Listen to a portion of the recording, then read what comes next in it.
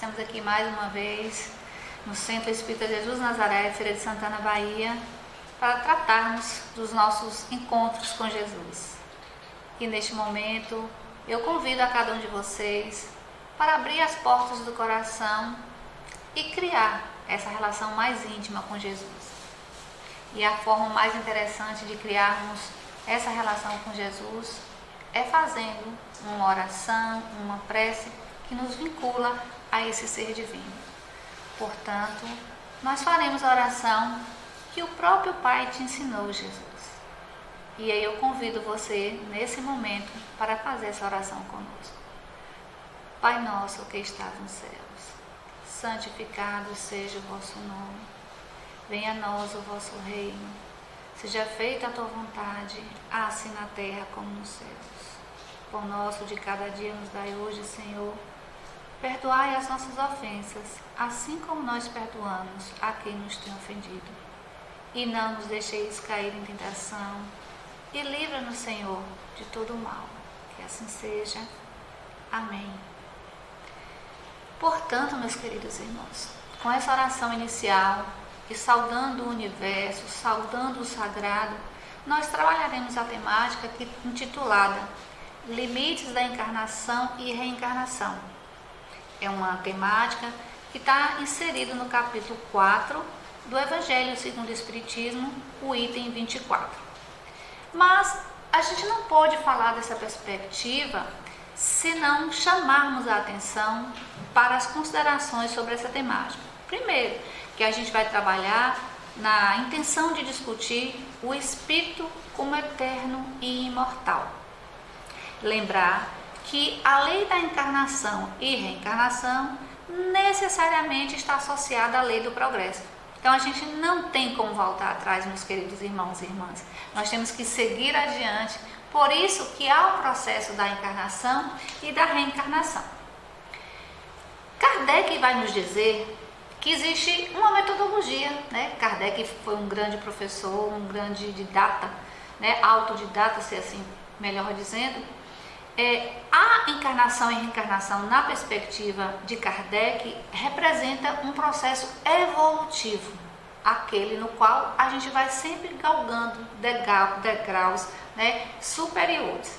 Portanto, Kardec vai afirmar, né, no Evangelho segundo o Espiritismo, que o Espiritismo ele é psicoterapêutico, ou seja, porque o Espiritismo, meus queridos irmãos, no seu tripé ciência, filosofia e religião, ele vai justamente desvelar, vai nos mostrar a causa, né, da origem e do sofrimento que a gente tem. Então, por que a gente sofre, né, como a gente sofre, para que a gente sofre? Portanto, a partir dessa compreensão de que podemos minimizar os nossos sofrimentos, ou podemos suavizar, ou podemos enfrentá-los da melhor forma, o Espiritismo vem para nós, na perspectiva da encarnação e reencarnação, como uma terapia libertadora.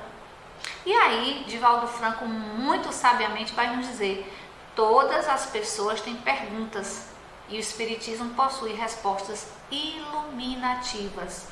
Eu diria iluminadas, incandescentes, deslumbrantes, que vão fazer a nossa perspectiva de reflexão e aí possivelmente a nossa evolução. Então Kardec sabiamente, na questão 625 do Livro dos Espíritos, ele vai perguntar: qual o tipo mais perfeito que Deus ofereceu ao homem para lhe servir de guia e modelo? Olha que pergunta sábia de Kardec. E aí os Espíritos respondem de forma muito clara, muito objetiva: vede Jesus. Ou seja, olha para os exemplos de Jesus. Faz o que Jesus fez. Então, a gente nesse processo da encarnação e reencarnação já temos um guia, já temos um roteiro, por assim dizer, né? Roteiro no sentido não é de algo fechado, concreto, não, mas nós já temos a iluminação, sentimentos, emoções, atitudes e comportamentos de uma pessoa que passou por aqui e deixou esse legado. Então Jesus é o nosso mestre, o nosso guia, conforme nos diz os Espíritos. Portanto, Isaías 28, 26 vai nos dizer: O seu Deus o ensina e o instrui acerca que há de fazer, né? Então, assim, se o seu Deus ensina sobre o que tem que ser feito, o que tem que ser realizado, é preciso que a gente tome uma decisão. E é neste processo que a gente vai pensar qual a perspectiva da decisão que nós precisamos tomar. Sempre na perspectiva de que estamos aqui num processo evolutivo, num processo progressivo, meus queridos irmãos, que a encarnação e a reencarnação nos oferece. Então, as decisões que tomamos, na maioria das vezes, fazem de nós o que nós somos ou o que nós seremos. Olha que importante, olha que maravilha trazer para nós a possibilidade de construir o nosso caminho. É isso que o Espiritismo faz, é isso que o Espiritismo apresenta, é essa possibilidade majoritária do nosso livre-arbítrio, que apesar de termos Jesus como mestre, como nosso guia, ele nos oferece a decisão de seguir, de parar, de seguir o melhor caminho ou de não seguir um caminho adequado. Portanto, toda vez que a gente se incomoda ou que a gente se encontra com as dificuldades, é importante que façamos ponderação, que façamos uma reflexão sobre qual o caminho evolutivo que eu estou trilhando para que esse obstáculo tenha surgido. Então, na existência, meus queridos irmãos, nós temos que fazer muitas escolhas que poderão definir justamente como vamos viver o resto das nossas vidas. Então veja mais uma vez a beleza do Espiritismo, que nos permite decidir como nós vamos viver, já que nós estamos construindo esse caminho nesta encarnação. E é muito importante a gente centrar nesta encarnação e a gente não espiritualizar as coisas e colocar isso em vidas passadas. Estou passando por determinada situação, estou nesse caminhar, porque existem resgates. Sim, podem até existir resgates, mas se não nos é dado a permissão de ficar lembrando desses resgates, ou seja, nós temos um cotidiano, um presente para viver, é com esse que nós vamos evoluir, é com esse que nós vamos construir esta caminhada. Portanto, se nós talvez estejamos passando por algumas dificuldades, com certeza são as decisões tomadas por nós. Ou também se estamos num caminho feliz, alegre e tranquilo, também são as decisões tomadas por nós. É claro que a gente tem autonomia de tomar essa decisão de forma isolada, mas há os fatores externos. Aí vem a família, vem os filhos, vem os amigos, vem os vizinhos que requisitam de nós, inclusive, algumas atitudes e comportamentos. E aí é que cabe a nós decidir que caminho seguir para que a gente possa trazer mais paz e tranquilidade. Confesso que não é algo fácil, confesso que não existe uma fórmula pronta, mas dada a compreensão de que existe uma perspectiva de um processo evolutivo, de um processo encarnatório e desencarnatório ou reencarnatório, a gente vai ver que existem todas essas possibilidades. E aí é que nós reforçamos que nesses momentos todos nós precisamos de um guia. Ou seja, o nosso mundo está um tanto quanto conturbado, né? Nós estamos agora nessa transição de final de pandemia, a gente não sabe ainda como as coisas vão ocorrer, mas estamos conturbados ainda nesse processo de retorno presencial, de uso de máscaras, de vacinas.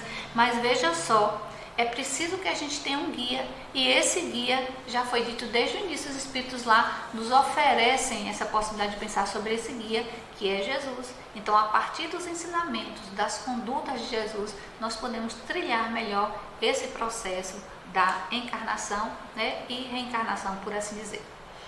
Então, a doutrina espírita, nós podemos afirmar que é uma doutrina da consciência, mantendo, é claro, esse contato com a divindade. Olha que perfeito quando a gente fala doutrina da consciência. Nós não estamos falando aqui doutrina do certo, do errado, do bom ou do ruim. Nós não estamos qualificando essas atitudes, comportamentos ou pensamentos, mas estamos chamando a atenção da consciência. E o que é a consciência? A consciência é aquilo que se remete às suas decisões. Como eu estou tomando a minha decisão? De forma adequada, não adequada? Preciso melhorar, não preciso melhorar? Isto é que é consciência, sem trazer preceitos ou valores éticos e morais de julgamentos e comportamentos. Então, o Espiritismo é a doutrina da consciência. Então, de forma muito clara, se eu sou espírita, estou no supermercado, recebo um troco a mais, isso aconteceu comigo essa semana, recebo um troco a mais, eu vi que o preço do produto era outro, a moça me cobrou outro, qual a minha conduta de consciência, de honestidade, de olha moça, a senhora registrou errado, está aqui o seu dinheiro. Então, é isso que a doutrina traz. Por isso que não é fácil ser espírita. Eu afirmo e reafirmo, não é fácil. Porque é um movimento interior que nós precisamos fazer para redescobrir e todos os dias lapidar as nossas dificuldades, as nossas deficiências, os nossos obstáculos, as nossas atitudes e comportamentos de raiva, de rancor. Então, é um processo que eu não considero lento, mas dinâmico, porque é o dia a dia que nos permite pensar nesse processo da encarnação como um processo evolutivo, como nos diz este capítulo. Mas a gente não pode esquecer que todo esse movimento que nós fazemos, que nós pretendemos fazer, que nós iremos fazer, ele está coordenado por Jesus e os Espíritos de Luz. Então, nós não estamos sozinhos, nós temos esse suporte, esse alicerce diário e eterno que é Jesus e os nossos mentores espirituais e que não podemos esquecer. E se a gente for pensar ainda mais sobre os mentores espirituais, nós temos um tripé no qual nós devemos agradecer. Então, agradecer aos nossos pais, agradecer aos mentores espirituais e agradecer também a doutrina espírita que nos dá esse legado de compreensão para que possamos sofrer menos. Sofrer, nós sempre vamos sofrer um pouco por conta das nossas condutas, das nossas mazelas, dos nossos comportamentos, do nosso nível de vibração, do nosso modo de vibração, do nosso tipo de vibração. E isso, com certeza, nós vamos ter sempre consequências. Então, Jesus, de forma sábia, lá em Mateus 5, vai nos falar um pouco sobre o Sermão da Montanha. O Sermão da Montanha, meus queridos irmãos, nada mais é do que aquele encontro que Jesus faz com seus discípulos para conversar sobre condutas e comportamentos no cotidiano e aplicado àquela época. E ele vai tentando trazer algo que é inquestionável, que é o lidar com o outro, que é o conversar com o outro e que é ter uma atitude comportamental que seja igual à sua fala. Então, eu falo e eu faço.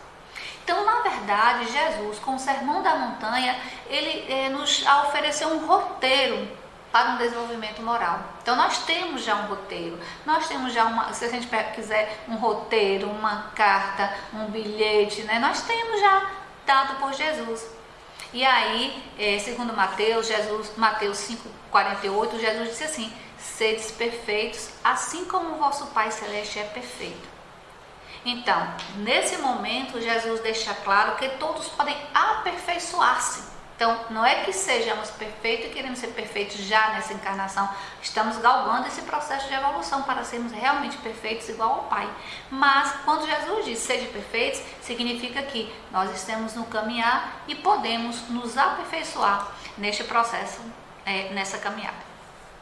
E aí, meus queridos irmãos, visitando Mateus 13,16, a gente se retirou alguns momentos importantes desse Sermão da Montanha. Então, uma primeira palavra, emissão de contexto, Jesus diz: vós sois o sal da terra. E aí ele coloca: se o sal perde o sabor, com que lhe será restituído o sabor? Para nada mais serve senão para ser lançado fora, né, e calcado pelos homens.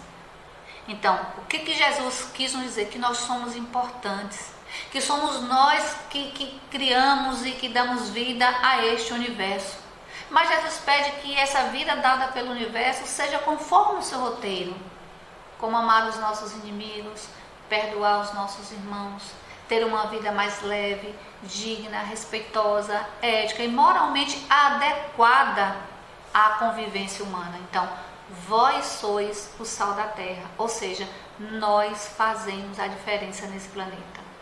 E ele amplia de forma maravilhosa ainda mais: vós sois a luz do mundo. Então, não se pode esconder, né, uma cidade situada sobre uma montanha, nem se acende uma luz para colocá-la debaixo do alqueire, mas sim para colocá-la sobre o candeeiro, a fim de que brilhe a todos que estão em casa. Então, ou seja, nós podemos ser a luz da nossa família. Nós podemos ser a luz da nossa vizinhança. E ampliando, nós podemos ser a luz do mundo. Então, cada luzinha, imagine cada cidadão, cada cristão, né? Não vou aqui dizer só os espíritos, cada cristão, cada um que segue o roteiro do Cristo se juntar, compreendendo que vós sois a luz do mundo. Imagine como esse planeta será iluminado. E aí, nesse momento, inclusive, eu conclamo a vocês que pensamos em luz, né, para a Ucrânia, pensemos em luz para a Rússia, que essa luz possa chegar a esses dirigentes e que as cabeças possam ser iluminadas para que a gente encontre a paz mundial. Mas aí, seguindo ainda Jesus, ele diz: se vós sois o sal da terra, vós sois a luz do mundo, que brilhe a vossa luz, que deixe brilhar a luz de cada um de nós, que deixe brilhar a sua luz que me ouve nesse momento. Deixa fluir de você aquela luz que imanta a sua família, o seu bairro, a sua cidade e pode imantar os universos e os espíritos de luz também. Então, brilha a vossa luz para que justamente a gente possa glorificar esse Pai que está no céu. Então, pessoal, veja só que perfeição Jesus, né, lá escrito por Mateus 5, 13, 16, vai nos falar sobre o Sermão da Montanha, ou seja, um guia para que a gente possa vivenciar esse processo encarnatório de forma mais tranquila e quiçá a reencarnação, porque nós já estamos preparando neste momento aqui, com certeza, a nossa reencarnação. Não sabemos quando, né, nem que milhares de anos, mas estamos com certeza preparando um retorno. Para qual planeta também não sabemos, quem sabe para que ainda, devido a tantas mazelas que ainda vivenciamos, né? E aí, um discípulo pergunta: mas Jesus, a gente tem ouvido falar que é olho por olho e dente por dente, lá em Mateus 38, 42, meus queridos irmãos. E aí Jesus, de forma sábia, serena e iluminada, nos diz: olho por olho, dente por dente, não. Eu, porém, vos digo, não resistais ao mal. Se alguém te ferir a face direita, oferece-lhe também a outra. Observe o que Jesus faz. E, meus queridos irmãos, não é fácil. Às vezes, na nossa imperfeição, a gente às vezes dá respostas imediatas. Isso vai acontecer algumas vezes e a gente não precisa ficar envergonhado, sentido por isso. Poxa, nós não somos perfeitos ainda, mas nós precisamos lapidar. Se alguém te feriu, dá um tempo para dar a resposta. E se você deu aquela resposta, foi o que aconteceu naquele momento. Não precisa você se sentir totalmente maculado, prejudicado e se sentir totalmente culpado. Não, porque aquele foi o momento. Agora, a partir daquele momento, não deve se repetir mais, né? Precisamos ter cautela nas respostas. Eu já passei por isso. Quem não passou por isso, de alguém lhe instigar o tempo inteiro, aí chega um momento que você não suporta mais, você vai dar uma resposta. Eu falo: meu Deus, que resposta que eu dei. Mas para aquele momento era o que eu tinha, infelizmente. Se foi algo grosseiro, se foi algo difícil, mas era o que eu tinha naquele momento. Mas eu não posso mais repetir aquela situação.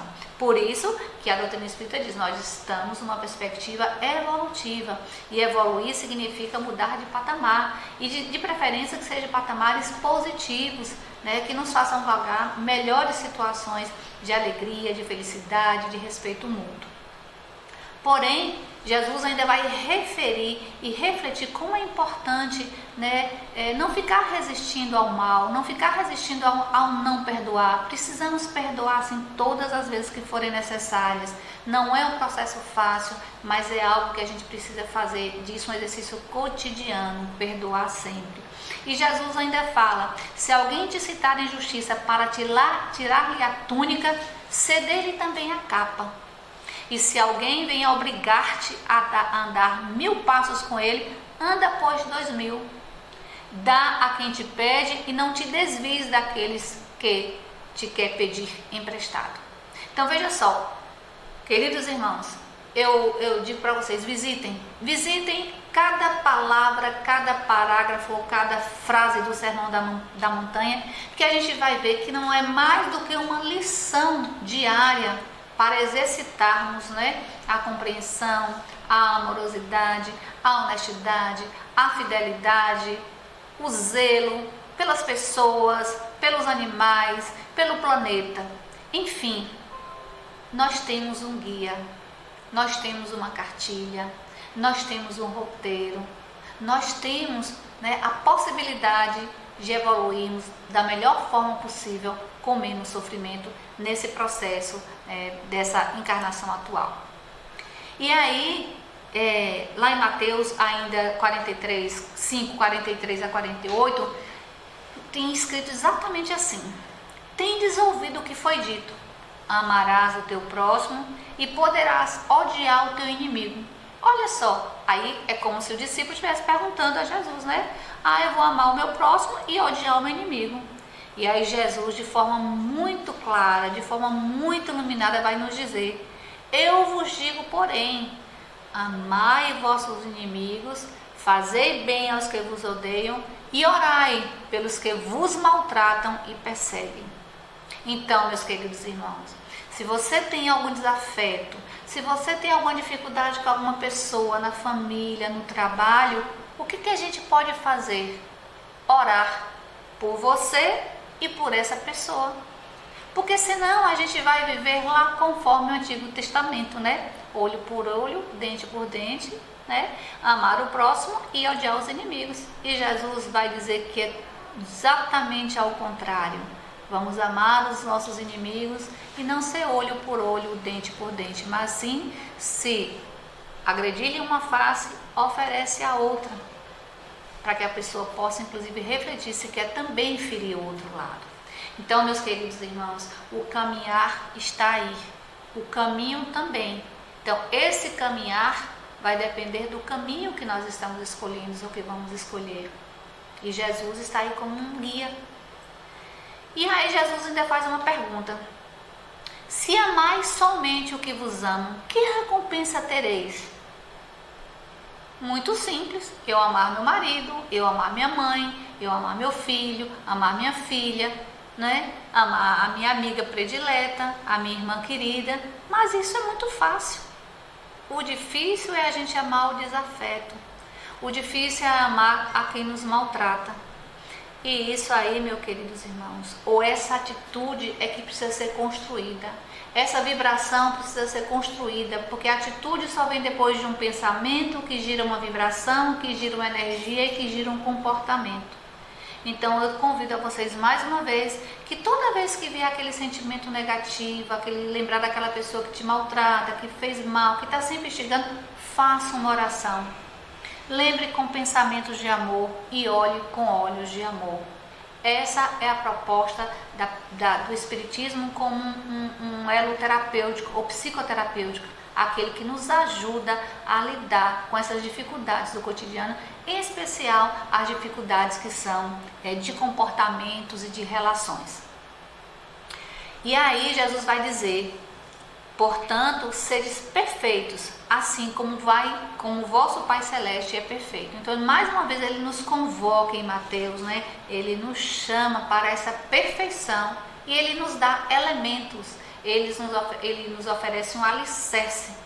E aí, se a gente quiser saber qual alicerce que a gente pode trilhar ou que a gente pode tirar alguns tijolinhos desse alicerce, é justamente o Sermão da Montanha. Dê uma lida em Mateus.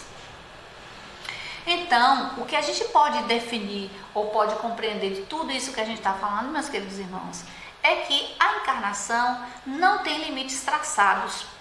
Ou seja, uma criança pode nascer e desencarnar com 8 dias, outro pode nascer e desencarnar com 100 anos. Ou seja, a encarnação não tem limites traçados. A materialidade física diminui à medida que o espírito se purifica. Ou seja, tem pessoas que nasceram e morreram em dias porque possivelmente a sua materialidade física, né, não era mais para viver tantos anos aqui. Por quê? Porque o espírito já era mais puro. Talvez era só o período que ele precisava passar pelo processo da gestação, do parto, do nascimento, para ressignificar essa trajetória encarnatória dele. Então é muito importante que a gente compreenda que quanto mais o espírito se purifica, menos tempo ele precisa ficar encarnado. Essa é a perspectiva que a gente observa da evolução conforme o Espiritismo. Então, a gente pode compreender e dizer ainda, conforme o Evangelho segundo o Espiritismo, nesse item 24, que do ponto de vista material, né, nós ainda estamos encarnados num reino inferior. Né? Existem outros reinos inferiores ou superiores, nos quais a gente não precisa desse arcabouço físico ainda pesado, né? De um sistema todo bem montado, mas que às vezes precisa ser muito bem mantido para que a gente não tenha muitos processos de adoecimentos. Então nós estamos ainda nesse reino inferior que a gente pode considerar o planeta Terra, apesar de estarmos agora no processo, né, de regeneração, desse processo de transição.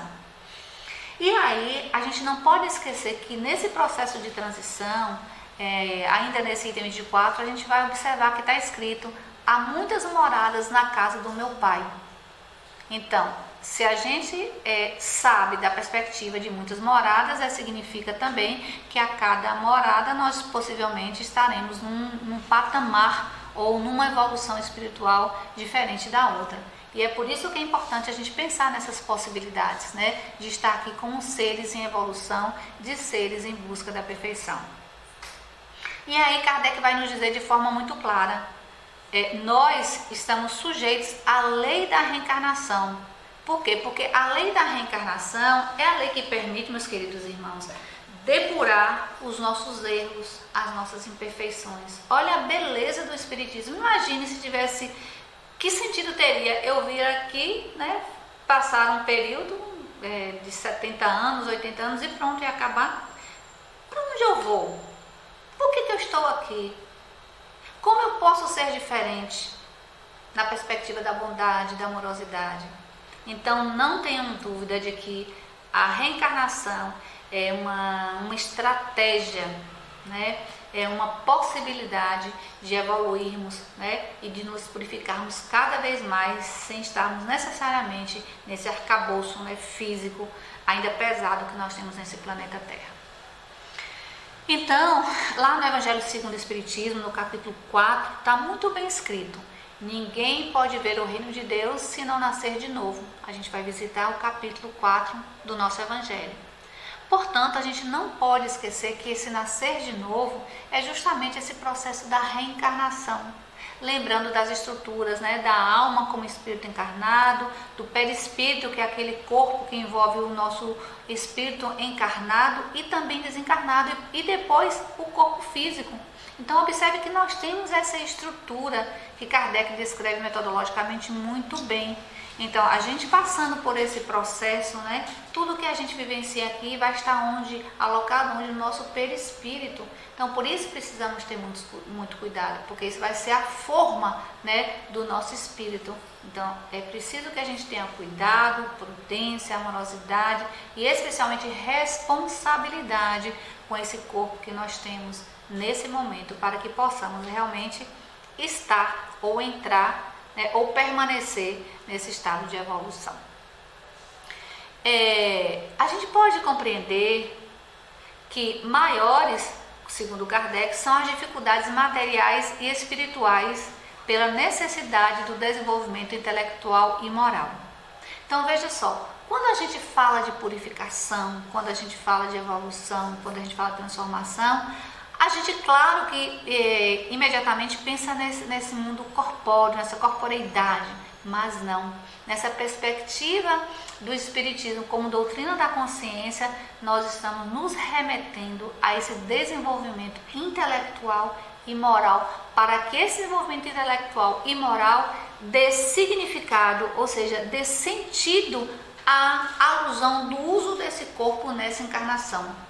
Ou seja, né, o hábito de ter um vício, de fumar, de usar drogas, de usar bebida alcoólica, tudo isso nos permite transformar a nossa vida a partir desse comportamento intelectual e moral. Quando a gente fala em comportamento do desenvolvimento intelectual, a gente fala das boas leituras e da aplicação dessas boas leituras. E quando a gente fala da moral, a gente está falando do comportamental. Então, a partir dessa estrutura teórica, ou seja, do que nós lemos, do que nós escrevemos, do que nós ouvimos, nós vamos estruturando esse caminhar moral, que é manter esse corpo físico sadio, né, conforme as nossas escolhas, como nós já dissemos anteriormente.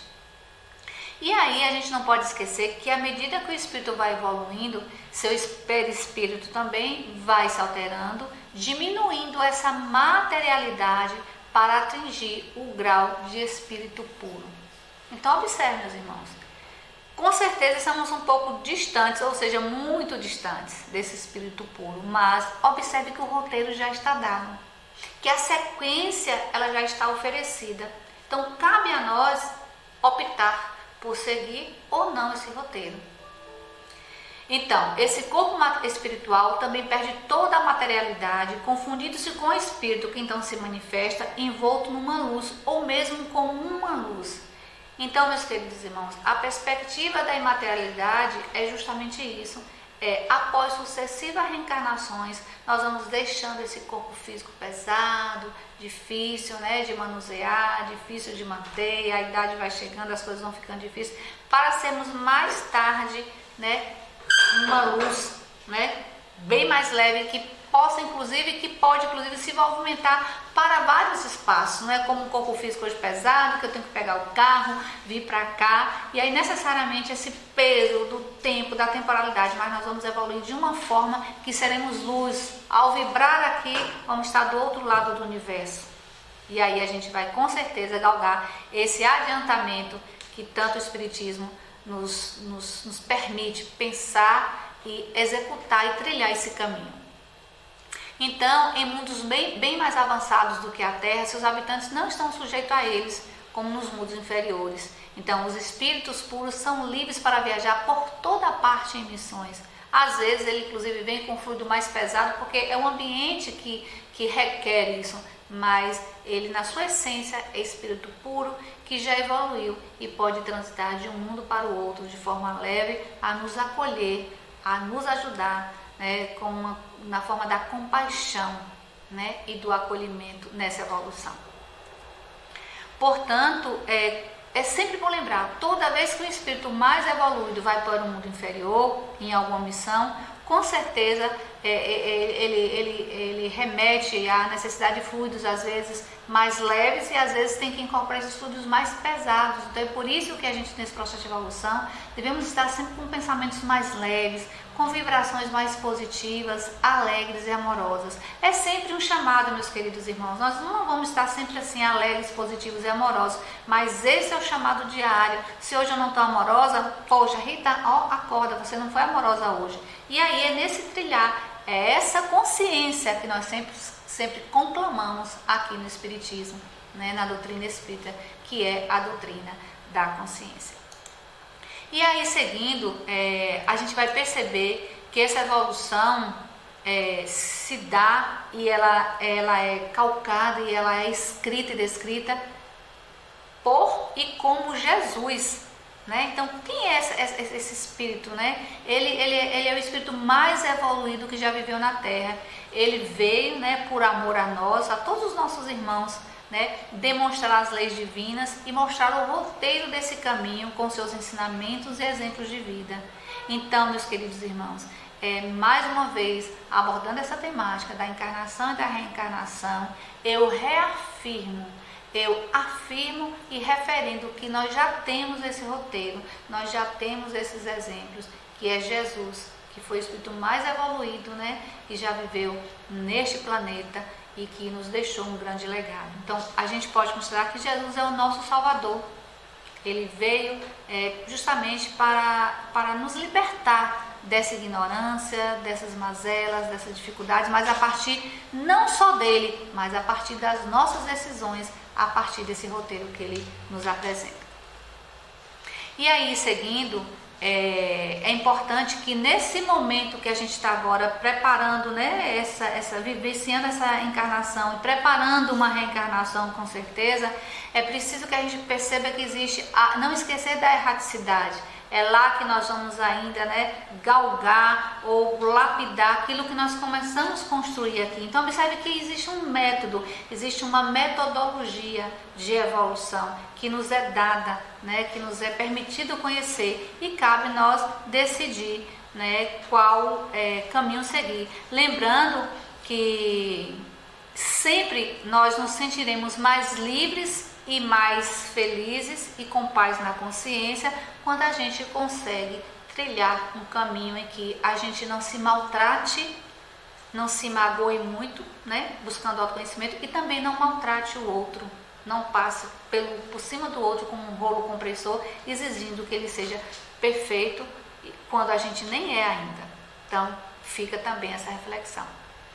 Então, Ebner, em 2002, um grande estudioso do Espiritismo, vai nos dizer: Jesus a todos recomendava resignação na adversidade, mansidão nas lutas da vida, misericórdia no meio da tirania, higiene de coração, para que a gente possa ver Deus, para que a gente possa encontrar Deus, para que a gente possa encontrar Jesus.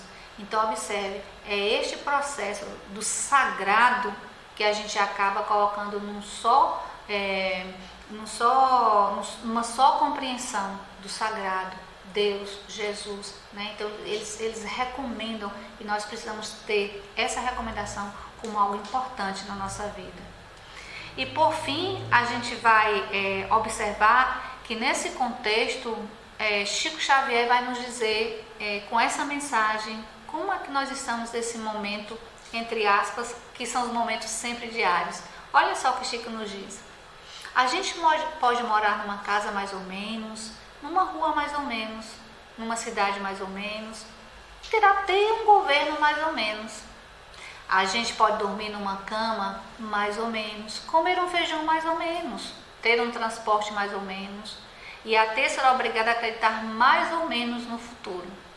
A gente pode olhar em volta e sentir que tudo está mais ou menos. Até aí tudo bem, é o nosso pensamento, a nossa compreensão. E aí Chico referenda e reafirma logo depois em outro texto: o que a gente não pode mesmo, nunca e de jeito nenhum, é amar mais ou menos, sonhar mais ou menos, ser amigo mais ou menos, namorar mais ou menos, ter fé mais ou menos e acreditar mais ou menos. Senão, meus queridos irmãos, a gente corre o risco de se tornar uma pessoa mais ou menos. Chico Xavier. Então, meus queridos irmãos, a proposta de Jesus não é sermos mais ou menos, é sermos conforme a sua imagem e semelhança. Então, que Jesus nos abençoe, nos ilumine, nos fortaleça, e fica aí a mensagem e a convocação e o chamado para que o processo de reencarnação, né, e encarnação seja algo mais leve, mas está dado para nós, está em nossas mãos a decisão. Que Jesus nos abençoe, nos ilumine, nos fortaleça, muita paz no coração de cada um de nós. Que assim seja.